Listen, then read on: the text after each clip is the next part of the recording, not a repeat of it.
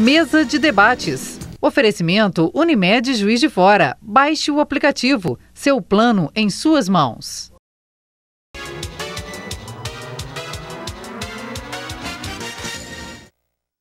Estamos de volta para o último bloco do nosso programa de hoje. Fabrício, como o Ronald perguntou no final do último bloco, esses mais de 190, 191 prédios e obras tombadas aqui em Juiz de Fora são necessários, são suficientes para contar a história de Juiz de Fora? Eu acho que nunca é suficiente. Mas assim como o tombamento e esse tipo de preservação não é o único caminho que a gente tem para rememorar a história da nossa cidade, né? Eu acho o tombamento uma das ferramentas muito necessárias, porque eu acho que é uma coisa que está visível aos nossos olhos, né?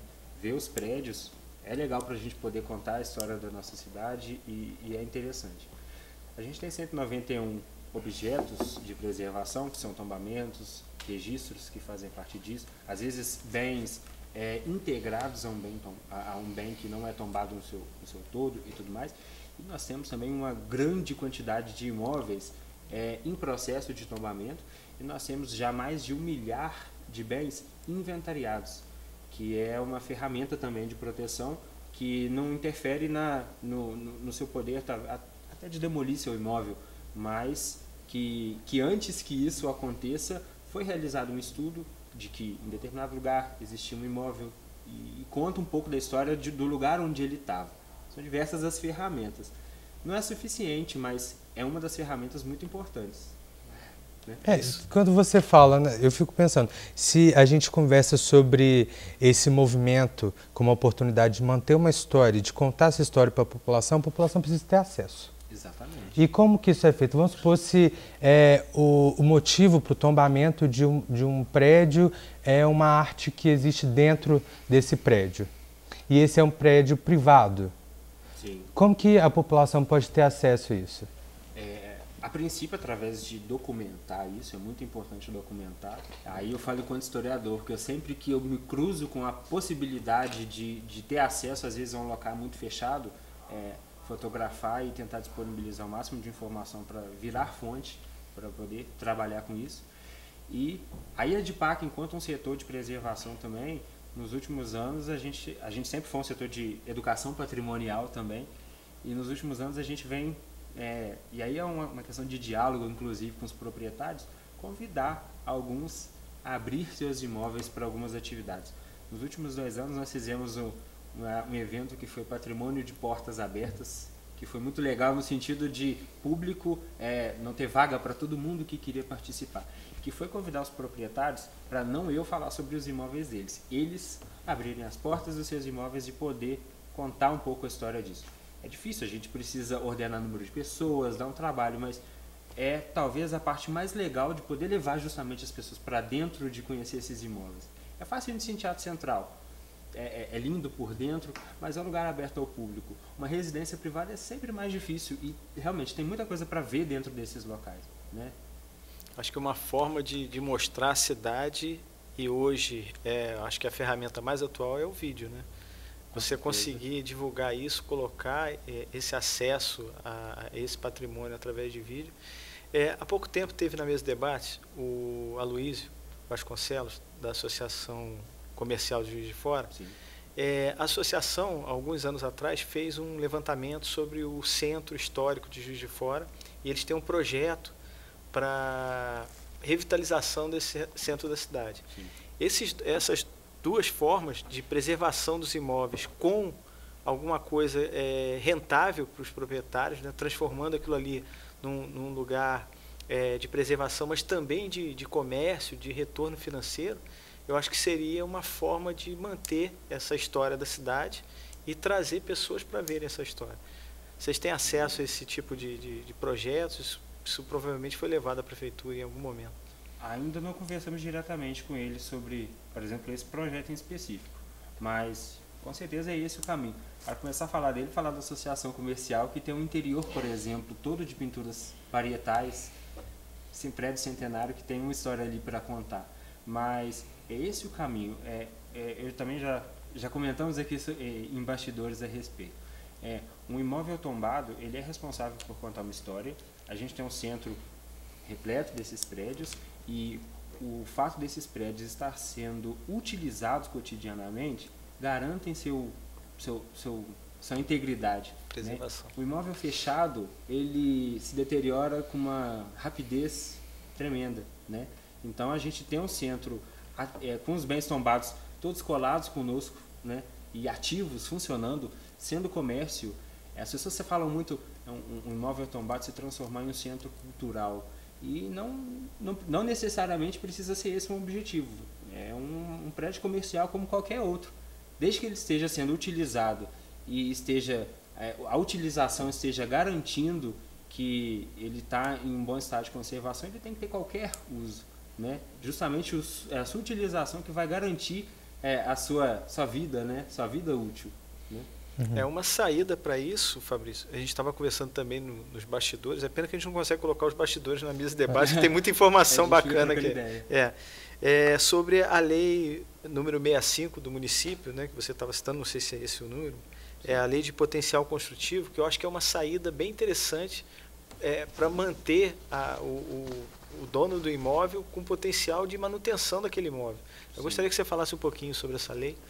A lei 65, uma lei complementar 65 de 2017, ela é uma lei que já encontra-se em vigor, carecendo de ser regulamentada, justamente para moldar os critérios de como vai funcionar esse sistema de compra e venda, porque funciona como um mercado de compra e venda de uma questão virtual, como a gente estava falando também, uma questão virtual que vai, isso sim ajuda a flexibilizar bastante a vida dos proprietários de imóveis e principalmente os objetos preservados. Eu falar sobre a lei de potencial construtivo enquanto historiador não é tão simples como um arquiteto, a pessoas ligadas à área, mas a DIPAC também está de portas abertas para a gente explicar isso para todo mundo, principalmente os proprietários, que isso vai sim ser um novo mecanismo muito importante. Mas a lei, ela vai consistir justamente em que você vai poder vender virtualmente o potencial de construção que seu imóvel teria se não fosse tombado, e esse mecanismo vai ser, você vende esse potencial para quem é da construção civil e vai poder utilizar isso para investir em outras regiões que não o centro da cidade. A gente pulveriza um pouco o adensamento do centro da cidade. E o recurso dessa venda, inicialmente, as primeiras porcentagens do dinheiro adquirido com a venda de potencial, vai ser um recurso que vai poder ser investido nas benfeitorias no seu imóvel tombado. Uma vez que seu imóvel estiver em bom estado de conservação, você vai ter esse dinheiro como lucro. Né? Querendo ou não, você já paga todos os ônus que a gente mencionou da preservação. E, em segunda instância, é um dinheiro do proprietário. Ele vai poder, né, fazer o que bem entender com ele. Né? É um caminho, é uma coisa que está sendo estudada e que virá para o futuro, agora, futuro próximo, para a cidade, e que, sim, muda muito a dinâmica da preservação, porque é um auxílio a mais que os proprietários de imóveis vão ter para poder fazer essas melhorias. Né? Uhum. Aí, vamos supor, só entender rapidamente. Vamos supor que eu tenho uma empresa e eu quero comprar esse crédito, vamos dizer assim. E aí eu compro o crédito e adquiro também o imóvel físico ou não? Não. Você compra, esse potencial não altera a propriedade do dono do imóvel tombado. Esse virtual é vendido e para outra pessoa investir em outro lugar, o proprietário pode, inclusive, vender novamente depois de um certo tempo, né? Depois de uma década, existem alguns critérios para definir, mas depois de um tempo ele vai poder, inclusive, vender novamente. Né? Não altera a propriedade do bem, né? Altera só que ele vai poder utilizar o que ele não poderia, que é construir a mais, já que o imóvel dele é restrito por ser tombado. Né? Eu acho que essa lei é um incentivo até que proprietários de imóveis, né, passem a fazer o pedido do tombamento do seu imóvel, porque ele mantém o imóvel tombado, preserva a história da cidade e ao mesmo tempo não deixa de ter benefícios, né, ganhar dinheiro com aquele imóvel.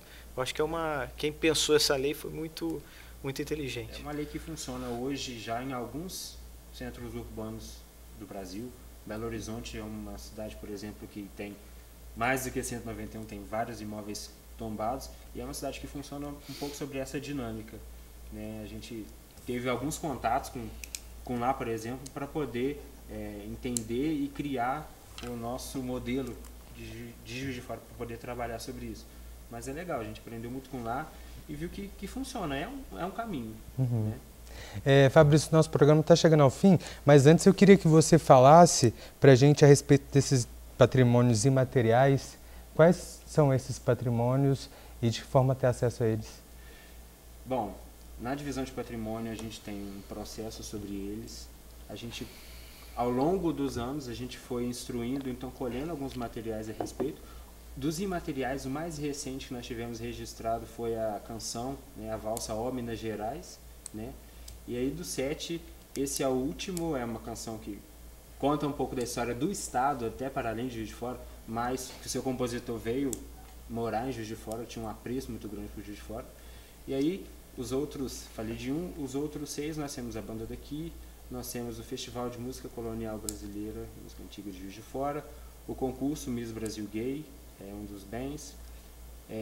Nós temos o apito de meio-dia, faz parte do nosso cotidiano também, do centro da cidade. Quem eu esqueci? Eu esqueci de um deles. Eu esqueci de um dos 6 agora, do 7 agora. Eu vou lembrar, ou não posso lembrar ainda ao longo dessa conversa, de cabeça. Bom, talvez não dê tempo mais para a conversa de hoje. Mas eu convido todo mundo para conhecer. Na divisão tem um arquivo sobre todos eles, a gente pode trabalhar sobre todos eles. Sim, eu quero agradecer a sua participação aqui no nosso programa. Imagina. Eu gosto muito de conversar sobre a história. Como eu não sou de Juiz de Fora, eu acho uma oportunidade muito legal de conhecer mais sobre a cidade e de sentir, né, essas características que vão construindo a cidade ao longo dos anos e contribuindo para a identidade. Então, muito obrigado pela sua participação e pelo trabalho. Imagina, é sempre um prazer participar e poder falar desses bens, da nossa história de Juiz de Fora. Com certeza. Né? Ronald, obrigado. Obrigado, Caio. Esse vídeo ele se tornou um vídeo com participação do público que assistir. Pode colocar nos comentários qual é o bem que faltou imaterial. Faço questão de colocar. Né? Coloca nos comentários, aí todo mundo que assistiu o vídeo vai ler os comentários e saber qual é esse bem. É verdade. De Juiz de Fora.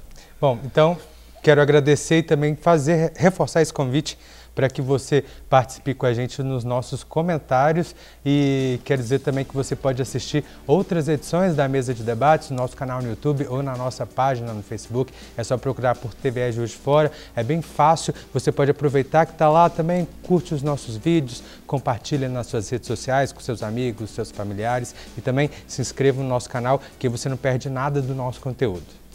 Muito obrigado pela sua companhia, uma ótima tarde para vocês e até amanhã.